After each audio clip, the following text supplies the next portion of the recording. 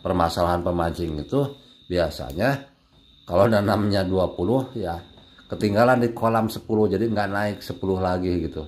Nah itu kecewa dan jengkel gitu.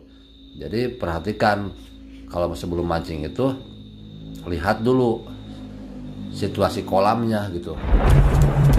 Assalamualaikum warahmatullahi wabarakatuh. Berjumpa kembali di channelnya Bagus Komara TV.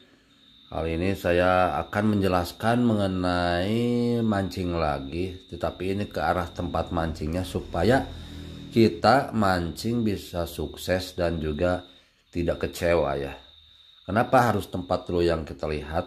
Karena tempat menentukan keberhasilan pemancing juga ternyata ya. Ini saya contohkan sebuah pemancingan yang kecil ya, istilahnya ya standar-standar harian ya, yang enggak terlalu besar juga gitu ya. Banyak ya, kilo abruk ya, kilo gebrus namanya. Kalau tama juga sama gitu. Permasalahan-permasalahan yang ada ketika mancing ikan ya, bukan dari disebabkan oleh umpan kita yang gagal, tetapi mancing jadi gagal gitu. Nah makanya kita bikin sketsa ini biar ya gambar-gambar sketsa ya, jadi biar jelas ya.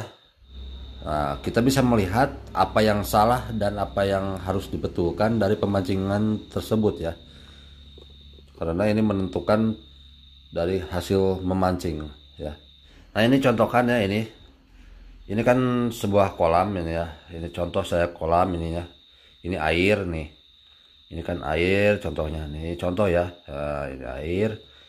Ini pemancing ya. Nah, ini jorannya gitu. Nah, yang pertama itu jarak pemancing ke pemancing ya. Istilahnya kan biasanya ada nomor di depan gitu ya. Nah, yang pertama itu jarak ya. Biar nyaman gitu ya, biar umpannya fokus pada pemancing tersebut gitu. Harus dikasih jarak yang cukup gitu ya. Karena kalau terlalu mepet, kelemahannya yang pertama itu nanti tali ataupun kalau narik ikan jadinya kalau kurang cepat ya, namanya ikannya gerak kesana kemari gitu cepat berkaitan ya, nali repot gitu ya, tali orang lain nanti kekait sama kita gitu. Yang kedua, umpan nanti di sini tidak fokus ya, kalau terlalu dekat jadinya umpan yang punya seseorang yang bagus itu bisa keganggu sama umpan yang jelek tetangganya gitu, karena terlalu dekat gitu. Bagusnya 1,5 meter atau bagusnya sih lebih lebar lagi lah gitu ya, tapi saling menarik. Nah kalau yang bagus ketarik ikannya ke sini gitu, kalau yang nggak bagus jadi lewat gitu. Kalau terlalu dekat justru yang bagus nanti malah keganggu ya. Yang kedua, kedalaman air. Yang depan ya, ini belakang gitu ya. Yang belakang ini bagian dasarnya ya, ini bagian dasar saya contohkan. Nah,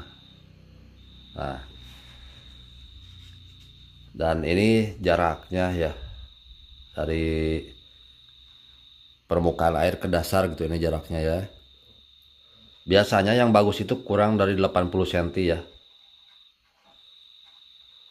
Nah, ini dari dasar ini, dari dasar ke atas itu bagusnya kurang dari 80 cm ya. Jangan lebih. Kalau biasanya kan orang yang suka dalam gitu ya, wah enak dalam di sini mah, narik ikannya enak. Iya, narik ikan enak gitu, cuma kadang-kadang apalagi sekarang banyak esen gitu, ikan susah turun ke dasar ya, susah turun ke dasar gitu. Jadi dia terlalu dalam. Kalau lebih dari 80 cm biasanya ikan berada di permukaan malahan setengah aja gitu, jarang yang turun ke bawah. Nggak kuat ikan biasanya karena faktor umpan yang terlalu banyak esen gitu ya, terlalu wangi atau bagiannya keras gitu ya. Ya selanjutnya, nah ini perhatikan, nah jarak yang di sini istilahnya dangkal yang di belakang, tetapi yang kesananya semakin dalam, jadi ikan cenderung ke depan gitu. Soalnya biasanya kalau ikan mas, ini contoh pemancingan ikan mas ya, atau ikan-ikan yang lain juga sama, biasanya suka menuju yang dalam gitu.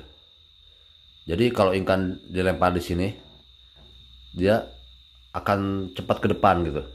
Apalagi kalau ikan ditanam di depan gitu ya, udah dia jadi enak di sini yang dalam.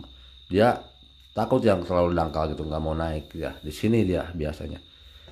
Dan perhatikan juga ini nih, dasar dari kolam itu harus rata ya. Nah, harus rata dan keras harusnya biar cepat ikan naik itu. Nah, kalau tidak rata, contoh ini ada genangan di sini. Nah, tuh. Nanti ikan kalau dilempar di sini ataupun yang udah ke sini akan ada sedikit cekungannya di sini. Kebetulan cekungannya di dekat, contoh di dekat pemancing gitu. Jadi dia ikannya malah di sini gak berkeliaran. Karena di sini biasanya nyangkut-nyangkut juga umpan gitu ya. Nyangkut-nyangkut juga umpan gitu. Nah, gitu. Ada sisa-sisa tempat apa istilahnya makanan gitu. Jadi ikannya di sini aja, nggak kemana-mana. Padahal pemancing itu melempar umpannya ke depan gitu. Tetapi ikannya di sini ya, padahal. Jadi nggak ketemu sama umpan gitu. Ikan juga istilahnya kesangkut, istilahnya ya punya rumah sendiri jadinya di sini. Jadi nggak mau ke depan gitu. Diam nggak pernah kemana-mana nggak gitu, cuma di sini aja. Terus dari kenyamanan dan segala macamnya juga perlu diperhatikan ya. Karena kita nggak akan enak kalau nggak nyaman gitu. Jadi kalau perhatikan matahari juga jangan di depan kita ya. Kalau lagi terbit sampai panasnya gitu ya, jangan menyerot kita. Matahari itu ya, sinar matahari itu kita itu membelakangi matahari gitu. Jadi ini ketutup ya. Jadi kita terlindungi dari panas gitu ya. Nah itu ya kenyamanan juga. Nanti umpan juga nggak kejemur gitu. Gitu ya. Nah yang paling penting juga nih blower ya. Istilahnya sirkulasi air nih. Nah sirkulasi air dari tempat setiap pemancing ya. Nah, harus ada sirkulasi air bersih ya, air segar gitu. Jangan yang sirkulasinya ngambil dari kolamnya itu lagi gitu. Jadi harus yang bersih gitu ya, dari air mengalir dari sungai ataupun dari mana gitu ya. Dan dia mengaliri ke sini ya. Nah, gitu. Nah, ke sini ya. Jadinya air ada pembuangan, ada yang masuk gitu. Nah, yang masuknya yang segar gitu. Jadi setiap tempat memancing itu, setiap jalurnya itu, tempat spotnya itu ya di depan. Jadi di depan itu seperti dimanjakan ikan itu. Ada air segar, agak dalam gitu ya. Gitu. Ada umpan kita yang bagus gitu. Jadi ikan tuh betah di sini ya. Nah, tergantung dari kekuatan umpan masing-masing nantinya ya. Kalau kolam seperti ini udah normalnya ya seperti ini, biasanya cepet ikan itu ya naik gitu. Tinggal kita aduan apa umpan aja gitu. Siapa yang paling bagus nanti yang paling banyak dapat ikan gitu.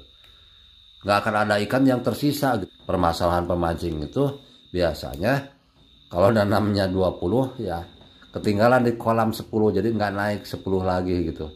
Nah itu kecewa dan jengkel gitu.